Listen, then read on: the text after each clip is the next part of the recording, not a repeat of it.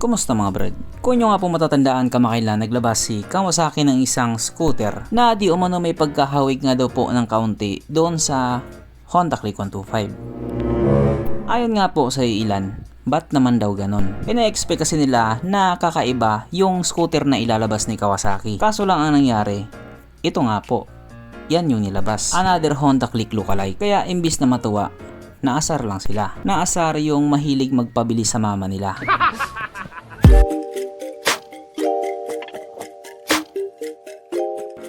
Pero syempre bago tayo magpatuloy, kung bago ka pa lamang napadpad dito sa aking walang kwentang channel, huwag ka na mag-subscribe. So yun na nga.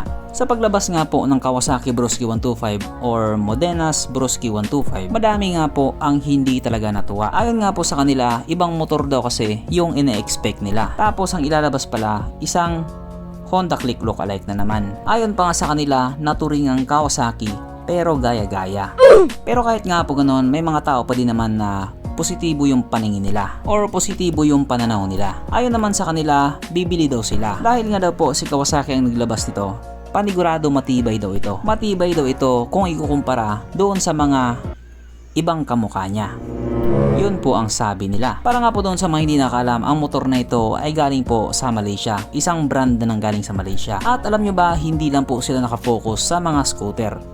Meron din po silang mga underbone. At isa nga po sa mga affordable at gwapong underbone na meron sila doon sa Malaysia. Napantapat nga po nila doon sa EZ150 ni Yamaha. Walang iba kundi ang isang to, ang Modena CT115S.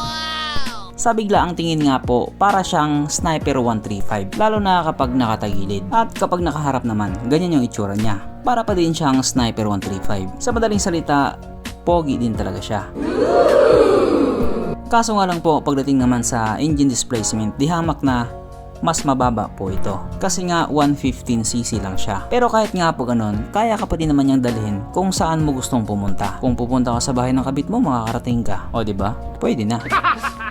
Kaya dahil dyan, pag-usapan na naman natin kung ano bang meron sa motor na ito at kung gaano nga ba talaga siya kaganda. So ito nga po ang Modena CT115S na mayroong 114.8 cubic centimeter engine displacement, 4-stroke single cylinder, single overhead cam with 2 valves, carburetor type, at ito po ay naka-air cooled pa din. Panis yan sa Honda Click 125. Pagdating naman po sa kanyang power, ito po ay mayroong 8.9 horsepower, 9,500 RPM, 8.1 Nm of torque at 5,000 RPM. At ayon nga po sa mga Malaysian na nag-top speed sa motor na ito po ay kayang tumakbo sa bilis ng 80 km per hour. Pero kung dinala lang sana ni Kawasaki sa Pilipinas yan, panigurado abot ng 110 kph yan. Aba syempre, ibang usapan na kapag Pinoy na nakasamba.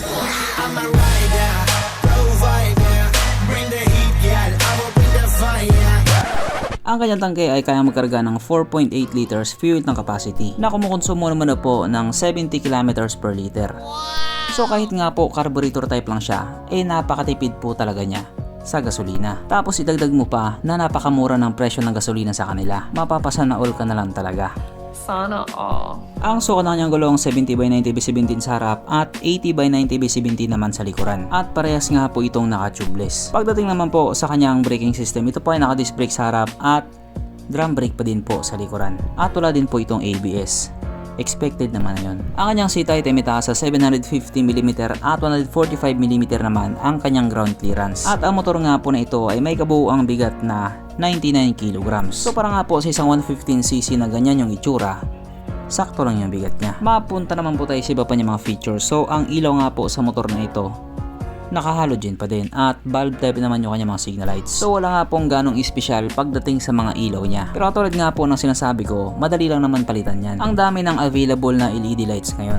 Ang kanyang gauge panel ito po ay naka-analog pa din. Oo, simple lang siya pero bagay din naman sa kanya. At kung makikita nga po natin, hindi din po siya naka-keyless. Disusi pa din siya. Pero wala naman pong problema doon.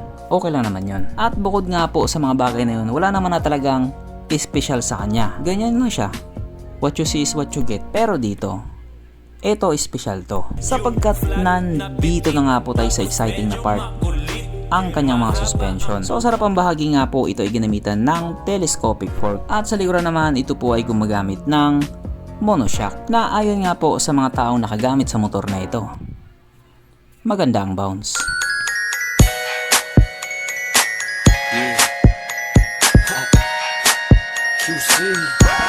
Syempre dahil ayoko mabitin ka, meron pang isa.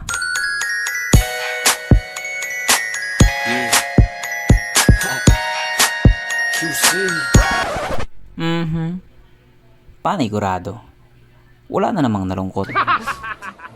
At dahil wala nga po nalungkot, alamin na po natin kung present nga ba sa motor na ito yung tatlong pinaka-importanting features. So, una na nga po dito ang kanyang lagayan ng istalyon at nakakalungkot man pong sabihin, wala po siyang ganon. Wala siyang lagayan ng istalyon. Pangalawa, wala din po siyang sabitan ng pulutan. At oras na nga po para sa ating Red Horse Check, ang pinaka-importanting feature sa isang motor. At ayon nga po sa aking masusing pag-aanalisa, ang motor na ito ay kayang magkarga ng isang kahong Red Horse.